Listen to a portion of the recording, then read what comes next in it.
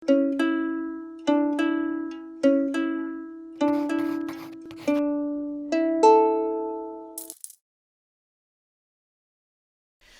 오늘 내 월급을 부탁해를 한번 시작해볼까 해요. 자, 3년 안에 1억을 모으고 싶은 20대 이야기를 한번 가지고 왔습니다. 자, 오늘 한 줄 고민을 한번 살펴볼까요? 어떤 분인지. 자, 돈을 모으고 싶은데 나가는 곳이 많은 것 같아요. 30세 전에 1억을 모으고 싶습니다. 라고 해주셨어요. 저 오늘의 사연자는 네, 닉네임은 감자탕이에요. 자, 제약회사 영업직 2년차라고 하셨어요. 자, 오늘의 사연입니다. 자, 현재 재테크 포트폴리오 유지하면 될까요? 차를 많이 쓰고 외근직이다 보니 지출의 변동이 큽니다. 30살 전에 1억을 모으는 게 목표인데 현재 소비, 저축, 투자 비중이 괜찮아 보이는지 피드백 부탁드립니다. 좋은 음식을 먹는 걸 좋아해서 엑셀 파일에 있는 것보다 많이 쓰고 있어 걱정입니다. 여자친구는 최근에 헤어졌는데 여자친구 있을 때는 친구를 덜 만나서 특별히 달라지는 건 없습니다. 라고 얘기를 해주셨어요. 자, 오늘의 사연에서 여러분 이 부분을 좀 중점적으로 보셔야 돼요. 좋은 음식 먹는 걸 좋아해서 엑셀 파일에 있는 것보다 많이 쓰고 있어서 걱정입니다. 이 말인 즉슨 다 적지 않았다라는 뜻이에요. 많이 생략되어 있는 것으로 예상이 되는데, 어떻게 해야 될지. 자, 이분의 월급을 한번 볼까요? 자, 월급 공개입니다. 자, 세후 월 340만 원에서 360만 원 정도라고 하셨어요. 그리고 복지 포함이고요. 인센티브는 미포함입니다. 제약회사다 보니까 인센티브가 따로 나오는 것 같더라고요. 그리고 상여금이 없는 포괄임금제, 그러니까 임금에 웬만한 게 좀 다 포함이 되어 있는 그런 임금제이기 때문에 이게 많다라고 느끼실 수 있지만 이 안에 좀 많이 포함이 돼 있다고 보시면 돼요. 자, 이분 월급이 340에서 360인데 지출이 207만 원입니다, 여러분. 이분 앞에서 사연에서 이미 본인이 힌트를 주셨어요. 저 지출이 좀 많은 것 같은데 어떻게 해야 되나요? 포트폴리오 이대로 유지해도 되나요? 라고 하시면서 저 소비가 좀 많은 것 같아요. 라고 하셨는데 스스로 좀 자백을 하셨습니다. 현재 재테크 포트폴리오를 유지하면 될까요? 하나. 그리고 좋은 음식 먹는 걸 좋아해 소비가 많아 걱정입니다. 자, 여러분 오늘 이 사연 소비가 많아 걱정입니다. 이걸 포인트로 봐주셔야 돼요, 여러분. 이분 소비가 얼마나 많은지 같이 좀 얘기를 해보면 좋을 것 같아요. 자, 월급 내역을 한번 공개해 보도록 하겠습니다. 자, 세후 기본급이 275만 원이에요. 기본급이 높게 시작한다, 그죠? 자, 근무 보조금이 있는데 이건 변동이라고 하셨는데 63만 원 정도 되고요. 아무래도 영업직이다 보니까 뭐 차량 유류비도 아마 포함이 될 거고요. 나올 거고요. 그리고 여러 가지 비용들이 좀 많이 지원이 되겠죠. 자, 급여 외 비용으로 유류비, 통신비, 주차비 등이 있습니다. 이건 15만 원 정도 나오고요. 그리고 총 수입은 353만 원이라고 해주셨어요. 근데 아까 얘기하셨잖아요. 사슴님이 200 벌고 200 쓰는 사람도 많아요라고 하는데 이게 급여가 오르면 우리가 좀 더 많이 저축을 할 수 있을 것 같잖아요. 근데 현실은 그렇지 않아요, 여러분. 혹시 디드로 효과라고 들어보셨나요? 디드로 효과? 뭐 후광 효과 이런 거 굉장히 얘기 많이 들어보셨을 텐데 디드로 효과라는 게 있어요. 이게 뭐냐면 이런 거죠. 예쁜 원피스 뭐 셔츠를 샀어요. 셔츠를 샀는데 그 셔츠를 입으려니까 거기에 좀 어울리는 바지가 없는 것 같아서 바지도 하나 사야 될 것 같고 셔츠랑 바지를 샀는데 거기에 맞는 신발도 하나 사야 될 것 같고 신발을 샀는데 들 가방이 없네? 그래서 가방도 사야 할 것 같고 여기에 맞는 액세서리 귀걸이 목걸이 사야겠어. 그리고 머리도 좀 해야 되겠고 염색도 하고 머리도 좀 바꿔야 되겠고 액세서리도 바꿔야 되겠고 자 이렇게 풀 착장을 맞추게 됩니다. 이게 디드로 효과예요, 여러분.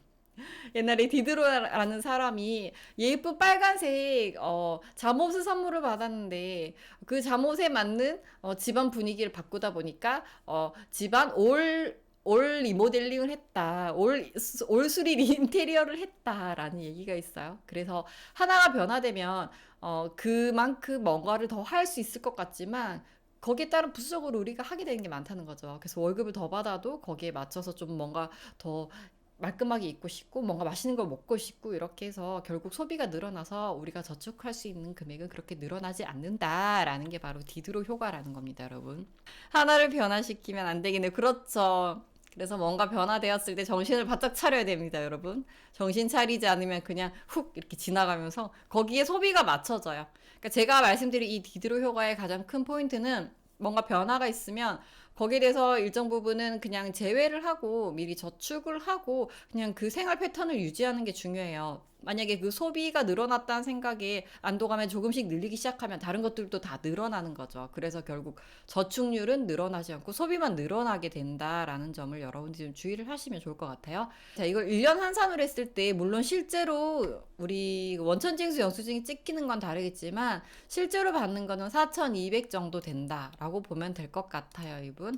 그래서 우리가 실수령액을 좀 알고 지나가자 이렇게 해서 한번 계산을 해봤습니다.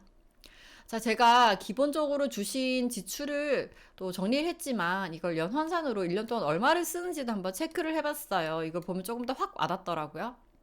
자, 이분 근무 지출로 식음료비가 20만 원이 나간다고 했어요. 그리고 유류비 주차비가 월 40만 원 나가요. 아무래도 제약회사다 보니까 계속 이동할 거야. 아마 계속 이 병원 갔다 저 병원 갔다 관리하고 있는 그런 병원들을 계속 왔다 갔다 해서 유류비를 정말 많이 쓰시는 것 같고, 그리고 식음료비 뭐 먹고 마시는 거에 한 달에 한 20만 원 정도 쓰신다고 하셨는데 하루에 만 원꼴 되겠죠. 한 달에 한 보통 20일 정도를 근무일수로 잡잖아요. 월요일부터 금요일까지 한다 치면. 자, 그래서 유류비와 식음료비는 60만 원 정도 나가고요. 연으로 환산했을 때 식음료비는 240만 원, 유류비는 480만 원, 그래서 총 720만 원 정도를 이분이 쓰고 있어요, 여러분. 혹시 영업하시는 분, 영업직이 계신 분들이 있는 걸로 알고 있는데 여러분들은 얼마나 나가나요? 식음료비, 유류비. 여러분들 얼마나 쓰고 계신가요? 식음료비 요새 5천 원씩 나가죠. 네, 한 번에 5만 원, 6만 원씩 넣고 일주일에 한 번 넣으니 24만 원 정도 들어가는 것 같네요. 주비. 네, 미용 요새 커트가 만 원 중반대, 그쵸. 그래서 저 미용 가위 샀어요, 여러분. 미용 가위를 사서 좀 간단한 커트는 집에서 하려고 저 미용 가위 샀어요. 자, 그리고 일상 지출 한번 볼까요, 여러분? 자, 일상 지출은 보통 통신, 멀티, 교통에서 아마 이 멀티는 뭐 구독 같은 이런 게 아닐까 싶은데, 자, 해서 총 10만 원 정도 나가고요. 그래서 연간 한 120만 원 정도 쓰고 있고, 그리고 의류나 네, 미용. 아무래도 영업직은 좀 옷이나 이런 걸 좀 정장을 같이 했거나 좀 깔끔하게 입어야 되잖아요. 그래서 계속 남자분들은 또 머리를 짧게 유지를 해야 되니까 아마 이발비가 들 거고 의류 비용 15만 원, 그리고 친목 모임 20만 원, 그리고 잡비가 15만 원이 듭니다, 이분. 그래서 금액이 꽤 돼요. 그러니까 일로 하는 거는 뭐 당연히 나간다고 생각을 하는데 이분 의료 미용비도 나가고 친목 모임도 나가고 잡비도 나가고 자 그렇게 해서 이분이 쓰는 금액이 꽤 돼요. 뭐 의료 미용비도 1년에 한 180만 원 정도, 친목 모임도 240만 원 정도, 그리고 잡비도 한 180만 원 정도 해서 월 60만 원씩 쓰고 계시는데 1년에 720만 원 정도가 나갑니다, 여러분. 그래서 이분이 좀 생각보다 소비가 없다라고 앞에서 느끼셨을 수도 있지만 이 뒤에서 꽤 소비가 많이 일어나요. 고정 지출도 있습니다, 여러분. 지금까지 이제 변동 지출이었고요. 변동 지출 이렇게 60만 원, 그리고 60만 원 쓰셔가지고 이거는 이제 근무 관련 60만 원, 그리고 기타 60만 원에서 120만 원이에요, 여러분. 변동 지출이 그렇고. 자, 우리 이분 고정 지출로 나가는 게 우선 영업직이다 보니까 차량 운행을 하신다고 해요. 그래서 차량 할부를 2년 정도 이제 하셨는데 월 20만 원씩 나가는데 이분이 학생 때부터 모아놓은 돈이 있어가지고 그 돈 일부 현금으로 선납을 하고 나머지 금액에 대해서 이제 할부를 했다고 해요. 자, 그리고 부모님께 드리는 비용이 있는데 이게 월 30만 원씩 뭐 이건 네 인정. 자, 그리고 차량 보험료, 자동차세, 차량 유지비 이제 차량과 관련된 비용들이 나오기 시작하죠. 차량 할부를 포함해서. 자, 그래서 자동차 보험료 6만 원, 자동차세 만 원, 차량 유지비 2만 원이라고 했는데, 근데 이거를 저는 조금 약간 납득이 안 되는 게 이거 왜 월 할부로 해놨는지. 물론 보험료가 비싸니까 할부를 할 수도 있는데, 이거 왠지 12개월 할부 이런 거 같거든요? 1년 내내 낸다? 근데 저는 이런 거 저 같은 경우에는 좀 짧게 했거든요? 여러분들 자동차 보험료 할부 얼마나 하세요? 할부 이렇게 좀 길게 하시나요, 여러분?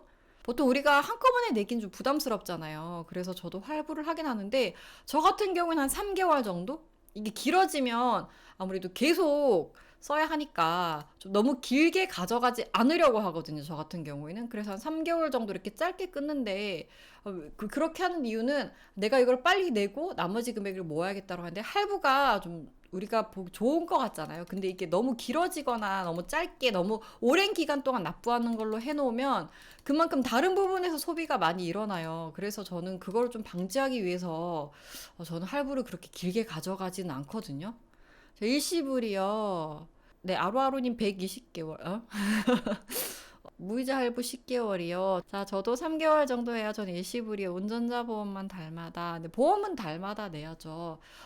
그래서 저는 이런 것들을 좀 할부를 너무 길지 않게 전략적으로 좀 짧게 하시는 게 좋다고 생각을 해요. 그래야지 이거 나가니까 다른 거 안 쓰고 할부를 빨리 갚아야지 생각을 하고 그리고 저축을 할 수 있지. 이걸 길게 해놓으면 이게 그냥 금액이 적다라는 생각에 계속 다른 걸 더 결제하고 할부를 하게 되거든요. 여러분 그게 할부의 늪인 거 아세요? 할부의 늪? 할부도 한번 빠지면 계속 쓰게 돼요. 그래서 이게 할부가 하나, 둘, 셋, 넷 늘어나다 보면 나중에 할부 금액만 100만 원을 채울 수 있습니다. 그래서 저도 할부를 쓰다가 이걸 이렇게 쓰면 굉장히 위험하겠다라는 생각에 저는 할부를 하질 않았거든요.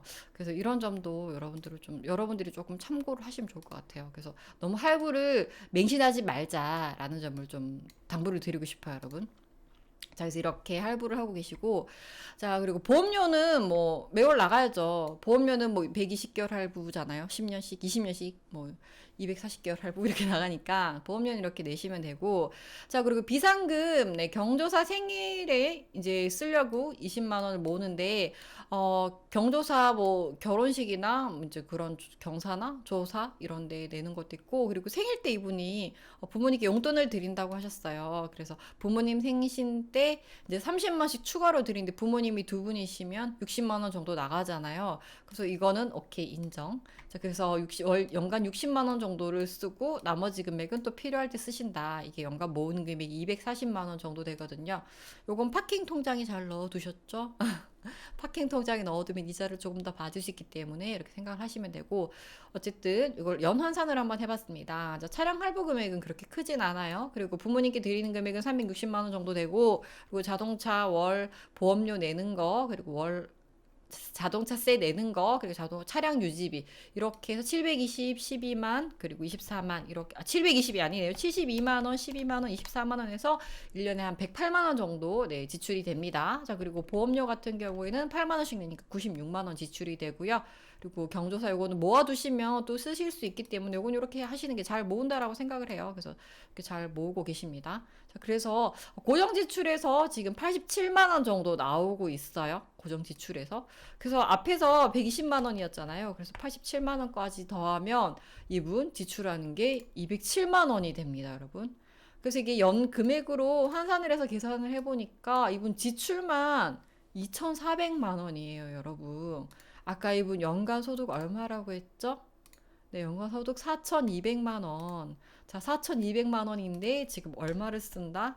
2,400만 원을 쓴다. 자, 지출이 굉장히 큰 부분을 차지하죠, 이분. 지출이 적지가 않아요, 여러분. 그래서 자, 이분 그러면 투자는 얼마나 하고 있는지 궁금하죠? 자, 우리 이분 투자를 얼마나 하고 있는지 한번 봅시다. 얼마나 모으고 있는지. 자, 우선 내일 채용 공제 2년짜리 넣고 계시고, 이거는 이제 12만 5천 원씩 넣고 있어요. 자, 여러분 내일 채용 공제 넣고 계신 분 계신가요? 내일 채용 공제? 자, 내일 채용 공제 이제 2년 동안 넣으면 이거 만기에 납부를 잘 하시면 1,200만 원 돌려받을 수 있는 거거든요. 그래서 12만 5천 원씩 2년 동안 꾸준히 잘 납부를 하면 1,200만 원을 받을 수 있다라는 거. 자, 그리고 청약저축은 매월 10만 원씩 넣고 있고요. 적금 같은 경우에는 매월 60만 원씩 들어가고 있습니다. 그리고 연금저축 펀드 이건 잘하셨어요. 아까 우리 연말정산 얘기했죠. 여러분들이 세금을 다시 환급해서 내지 않으려면 이런 소득공제 상품 잘 챙겨서 넣어놔야 된다. 넣지 않으면 어떻게 한다? 세금 다시 내야 한다. 월급에서 세금으로 다시 나가는 금액이 있다. 특히 1인 가구이신 분들은 이런 거 잘 챙기셔야 돼요. 좀 부양가족이 있고 배우자가 있거나 뭐 맞벌이 부부 같은 경우는 조금 해당 사항이 없죠. 각자 또 연말정산을 하니까. 근데 뭐 자녀분이 있다거나 이렇게 가족이 있으신 분들은 또 공제받을 수 있는 부분이 있지만 1인 가구는 이런 것들을 좀 잘 챙겨 사셔야 되는데 연간 400만 원까지 해주죠. 그래서 이 금액을 맞춰서 33만 5천 원씩 연간 402만 원 이렇게 넣고 계시고요. 자, 그리고 주식 계좌에 30만 원 넣고 있다고 하셨어요. 그래서 여러분 이제 주식시장 앞으로 여러분들이 좀 잘 보고 하셔야 돼요. 앞으로 어떻게 될지 또 잘 지켜봐야 되기 때문에 너무 한꺼번에 훅 들어가지 마시고요. 좀 공부하면서 여러분들 조금씩 조금씩 산다라고 생각을 하시고 들어가시는 게 좋죠. 자, 그래서 이번 저축 금액을 볼게요. 자, 합계 금액은 146만 원. 자, 아까 207만 원 쓰셨는데 이게 반대로 되어 있었으면 얼마나 좋을까라는 생각을 한번 해봤습니다. 그래서 이분이 1년 동안 넣으시는 금액이 1,752만 원 정도 됩니다. 네, 저축 금액이 적진 않지만 그래도 소득 대비 그렇게 많지는 않다. 자, 이분의 목표가 뭐라고요, 여러분? 3년 안에 1억 모으기. 그래서 이분 3년 안에 1억을 모을 수 있을지 참 걱정입니다. 자, 그래서 이분 목돈이 2천만 원 있다고 하셨어요. 학생 때 모아둔 돈과 그리고 이분 또 이제 적금이나 뭐 연금 저축 펀드 넣은 거 그리고 주식 넣은 거 지금까지 다 이제 모아둔 돈을 총 합계를 해서 적어 주셨는데 현금은 300만 원 정도 있다고 하셨고요. 적금은 1000만 원 정도. 제가 보기 60만 원씩 모으셨으니까 아마 이거 청약 포함이거든요. 그래서 720만 원 정도 모으셨을 것 같고 청약 넣은 것까지 해가지고 한 1000만 원 정도다라고 얘기를 해주신 것 같아요. 그리고 연금 저축 펀드 넣으신 거 있죠? 이제 들어간 지 2년 차니까 작년에 넣었고 이제 그래서 400만 원 모여 있고 그래서 이제 앞으로 모아 가실 거겠죠. 자, 그래서 이 금액까지 포함을 해주셨고 그 주식도 이제 회사 들어가면서 아마 몇 30만 원씩 좀 한번 사보자 이런 마음으로 계속 넣고 계신 것 같아요. 종목은 뭔지 모르겠지만 어쨌든 이렇게 주식 그리고 적금 그리고 연금 저축 펀드 현금까지 해서 총 2천만 원을 갖고 있다고 하셨어요. 그래서 이분이 차를 살 때 모아둔 돈을 학생 때 모아둔 돈을 선납을 했다고 하시는 거 보니까 그래도 돈을 모으는 거나 이런 부분에 있어서 좀 재테크나 돈 모으는 거에 있어서 관심은 있으신 분 같아요. 관심은 있으신데 아무래도 본인 소득에서 소득이 늘고 이제 꾸준히 매월 월급이 들어오잖아요. 거기서 이제 저축을 조금 더 짜임새 짰으면 지금보다 조금 더 많은 금액을 모았을 것 같은데 지출이 지금 현재 더 많아진 관계로 그만큼 저축 금액이 많이 늘어나진 않았다라고 생각을 하면 될 것 같아요. 자, 여러분 보시기에 이분 3년 안에 1억 모을 수 있을 것 같아요, 여러분. 여러분들이 보시기에 어떠세요? 와, 목돈도 모아두셨네. 앞으로 잘하실 듯. 네, 라붐. 아파트 투유에도 도전해보세요, 라붐님. 동해님 못 모음 어렵습니다. 모을 것 같아요. 이제부터니까 모실 수 있을 것 같아요. 결혼 안 하셨으면 가능할 것 같습니다. 자, 이분 지금 현재 상태로 이분 지금 현재 얼마를 모으시죠, 1년에? 1752만 원을 모으시잖아요. 자, 이분 지금 현재 상태로 계속 모으면요. 뭐 내년에는 3,752만 원이 될 거고 그 다음에는 내일 채용공제 1,200만 원 받을 거니까 이거 플러스 되겠죠. 자, 그래서 6,704만 원. 자, 그리고 3년 차이는 8,456만 원. 그리고 4년 차이는 1억 208만 원이 될 것 같아요. 자, 그런데 우리가 좀 이렇게 체크해야 되는 부분이 있죠. 자, 노후 자금은 우리가 지금 당장 쓸 수 있는 게 아니라 미래의 나를 위해서 저축을 하는 거잖아요. 그래서 노후 자금은 제외를 해야 될 것 같아요. 그래서 이분이 이렇게 잘 모으시는 것 같지만 자, 노후 자금을 한번 제외하고 계산을 했을 때는 2천만 원을 빼겠습니다. 자, 1억 200만 원에서 자, 그러면 다시 8,200만 원대로 뚝 떨어져요. 자, 그러면 5년 차이는 9,560만 원, 1억이 뭐죠? 1억이 안 되죠. 1억이 약 못 미치는 9,560만 원을 모을 수가 있습니다. 자, 지금 현재 상태로 보면 이렇게 된다는 거예요. 1억 모으기. 자, 그러면 이분이 이제 어떻게 해야 할지 우리가 또 고민을 해봐야겠죠. 자, 이분의 고민은 자, 현재 재테크 포트폴리오 유지하면 될까요? 여러분, 이분 유지하면 될까요? 네, 유지하면 안 되겠죠? 자, 좋은 음식 먹는 걸 좋아해서 소비가 많아 걱정입니다. 자, 이분 좋은 음식 먹는 걸 좋아해서 소비가 많아서 걱정이라고 본인 스스로도 알고 계세요. 근데 이걸 유지는 하고 싶은데 유지를 하면 안 될 것 같다는 생각을 하시는 것 같아요.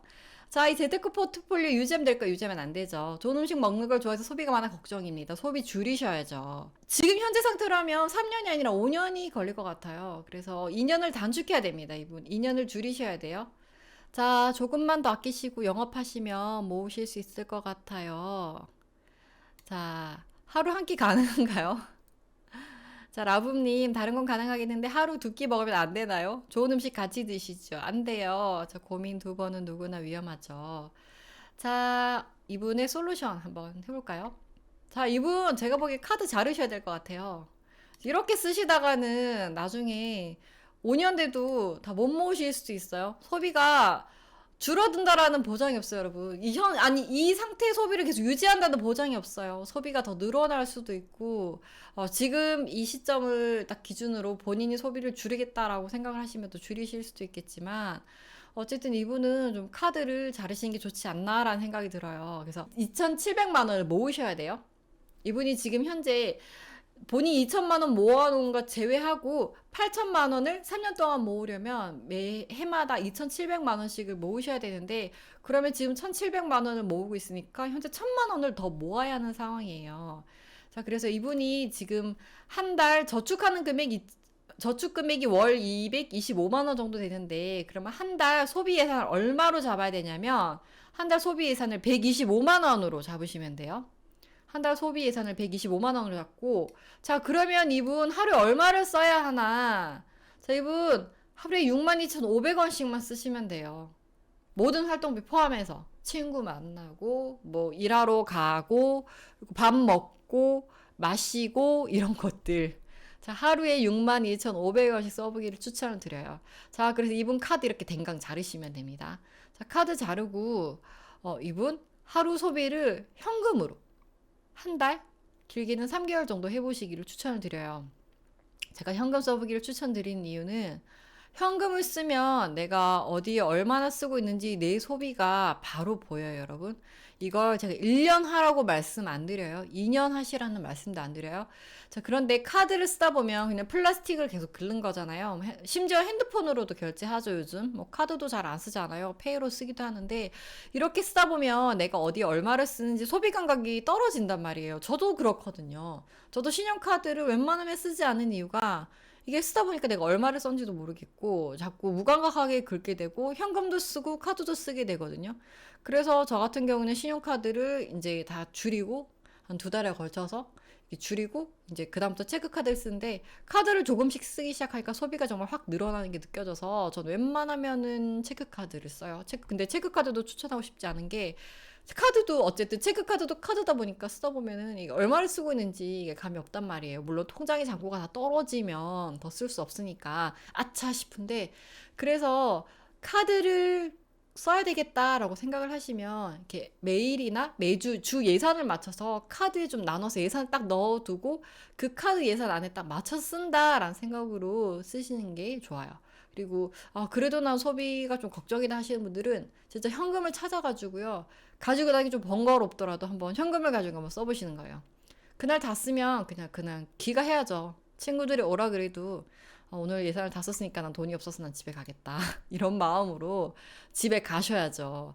자, 그래서 하루 소비를 본인이 세운 예산 안에서 다 쓰도록 한번 하시기를 추천을 드려요.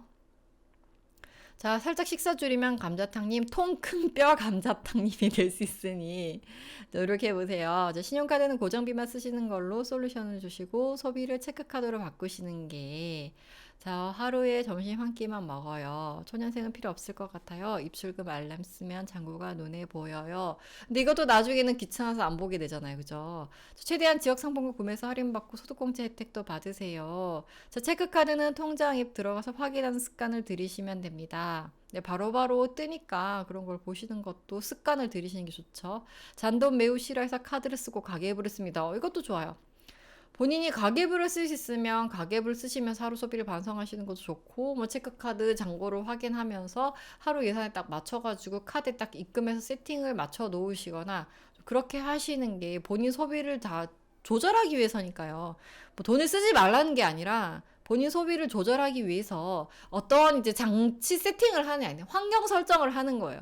우리도 컴퓨터 하기 전에 환경 세팅 하잖아요. 그것처럼 내 소비를 좀 통제하기 위해서, 잘 조절하기 위해서 환경을 세팅하는데, 이제 어떤 방식으로 할 건지 좀 가장 강력한 방법은 1번 번거롭게 현금을 쓰는 거. 그리고 번거롭지만 가장 효과는 확실하다.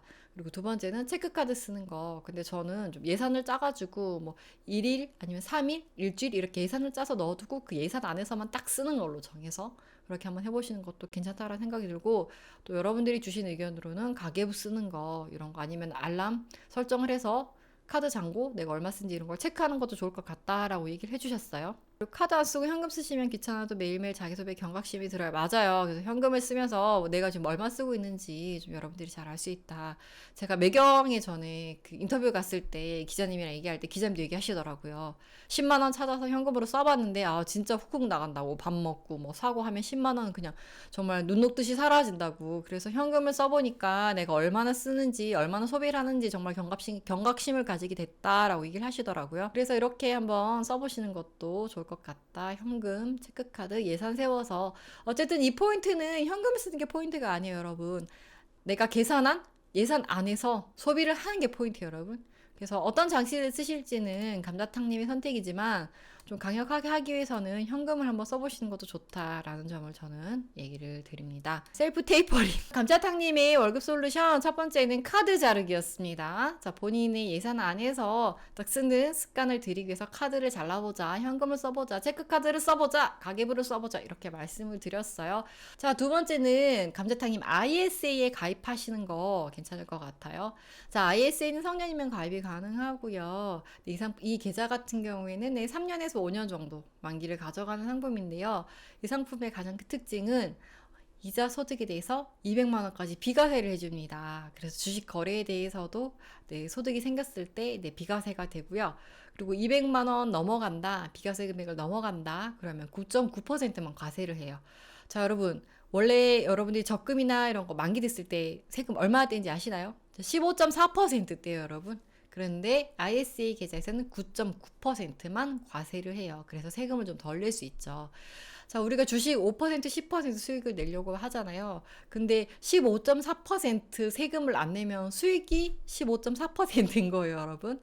그래서 ISA를 통해서 여러분들이 이제 200만 원 비과세를 받으시면 그만큼 수익이 나는 거라고 생각을 하시면 되고, 또 9.9%만 과세를 하니까 나머지 15.4%에서 9.9%를 빼면 5.5%의 소득을 더 추가로 가져가신다라고 생각을 하시면 될 것 같아요. 자, 이게 은행에서 예전에 가입이 가능했는데 이제 중개형 ISA가 나오면서 증권사에서도 가입이 가능해요. 이제 증권사 상품 같은 경우에는 이 계좌를 가입하면은 주식 거래도 할 수 있죠. 국내 주식 거래에 한해서 뭐 ETF나 이런 것들도 거래가 가능합니다, 여러분. 자, 그리고 인센티브 들어오는 거, 이거는 그냥, 이걸로 뭔가를 하나 좀 해봐야지, 나 뭐 사려고 밀어놨던 거 사야지가 아니라, 그런 인센티브가 들어왔을 때는 저율 과세 상품을 활용해서 예금으로 묶어두시거나 적금을 넣으시는 것도 좋아요. 뭐 신협이나 새마을금고 같은 곳 있죠. 이런 데 가면 뭐 비과세라고 하는데 완전 세금이 없는 건 아니고 정말 조금만 내거든요. 그래서 저율과세 상품을 활용을 하시면 세금 부분을 다 아끼실 수 있으니까 또 이 부분도 이자를 더 받으시는 거니까 소득으로 잡을 수 있죠. 수익으로 잡을 수 있죠. 자, 그래서 저율과세 상품 그리고 비과세 상품을 최대한 활용하기 를 두 번째 솔루션으로 드리고요. 그리고 제가 이 ISA 상품으로 드린 이유가 만기가 있는 상품이다 보니까 아무래도 좀 해지를 하면 안 될 것 같다는 생각이 들잖아요. 그래서 돈은 묶어야지 묶여있지 그냥 풀어놓으면 다 도망가 버려요. 특히 제가 은행에서 이렇게 많은 분들 상담하면서 남성분들 같은 경우에는 총각 때는 거의 돈을 잘 못 모으더라고요. 그냥 편안하게 아주 프리하게 씁니다. 친구 만나면 그냥 밥 먹고 뭐 술 마시고 이렇게 요즘에는 좀 많이 못 다니긴 하지만 좀 편안하게 돈을 쓰다 보니까 결국 이제 남성분들은 뭔가 집을 사야겠다 목표가 생기면 돈을 모으거나 아니면 나중에 결혼해서 좀 돈을 모으는 경우가 많더라고요. 그래서 좀 총각 시절, 미혼인 시절부터 돈을 모으려면 이렇게 자꾸 묶어두는 상품에 가입을 하셔야 돼요. 그래서 ISA를 일부러 좀 추천을 해드린 이유도 그러한 이유에서입니다. 4천만 원으로 3년 정도 하면 얼마 정도 얻을 수 있나요? ISA는 해마다 2천만 원까지만 넣을 수 있고요. 그리고 2000에서 3년이면은 6천 정도 넣으실 수 있고 어떤 상품에 넣느냐에 따라서 수익률이 결정돼요. 수익률이 달라질 수 있다는 이야기죠.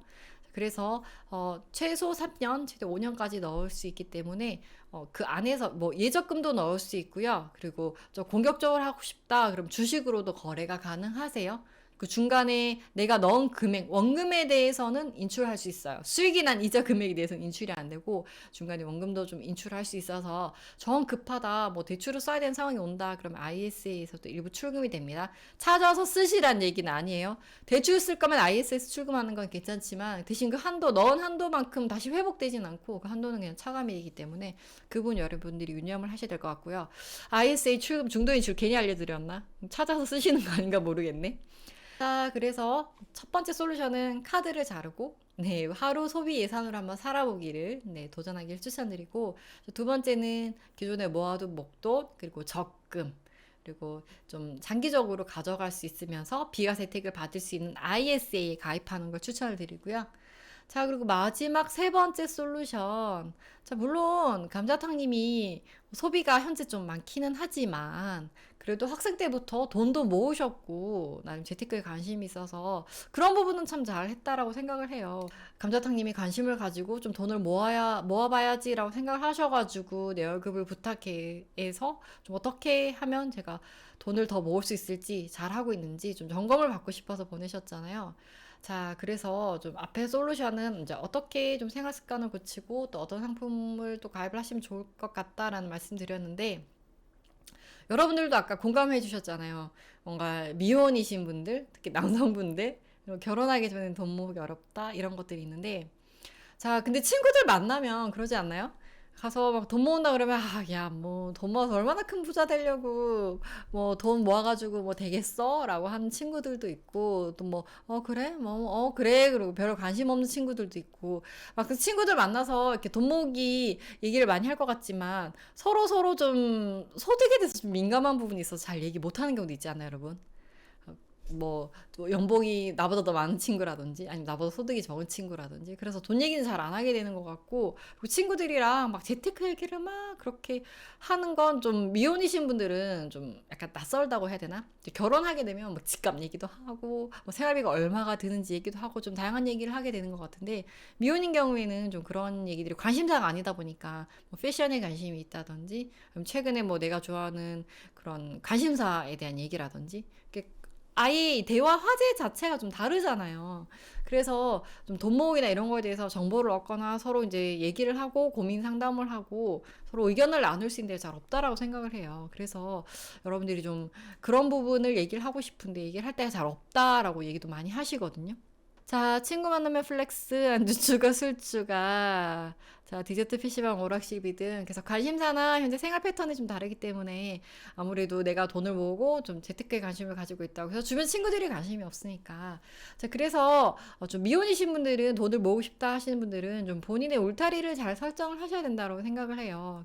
친구들이 돈 모으는 데 관심이 없으면 쓰거나 뭔가 좀 활동적인 걸 하는 데서 관심이 많잖아요. 그래서 소비가 더 늘어날 수밖에 없는데 아까 친목 모임도 그냥 만나서 어떤 얘기 하시나요? 그냥 뭐 관심사 얘기하고 이런 얘기 저런 얘기 하잖아요.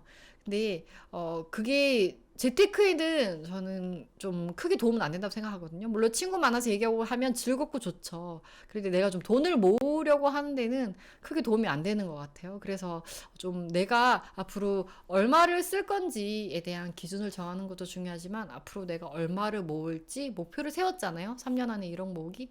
그리고 그 돈을 모으는 목적이 있을 거 아니에요.